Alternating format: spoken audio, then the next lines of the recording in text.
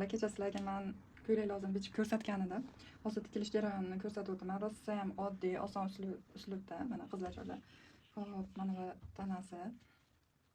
Mana bu yenglari. Bu shortkchasi. O'ngiga qilamiz. Uslubda tikadi. Menga shu qulay. Keyin mana shu holatini davom. Biz avelloyimiz 5 yil bo'lgani uchun avelloda o'zida bitta qilib qo'yaman. Ham rosa ham 50. Ozgina bo'lganini deskiga bo'lgani uchun cho'k qismidan boshlab o'ta tortib o'zini holatiga tortib rezinkasini tikib olamiz.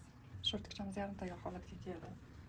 Endi 10 sm degan joyimizga yengda shunaqa kalta qismini ulaymiz. Ikki tomonda ulaymiz.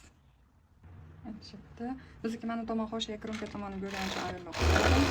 Mana shimimizni bel qismini buklab olamiz. Endi polcha qismini buklab olamiz. Ko'ylagimiz etak qismini buklayapmiz.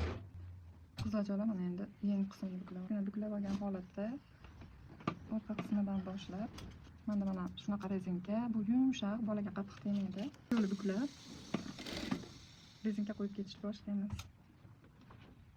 Rezinkani mahkam tortib olamiz. Bo'yniga shu rezinkadan boshlaganman. Mana bolaga qattiq tegmaydi, bu yumshoq, cho'zilishi ham oson.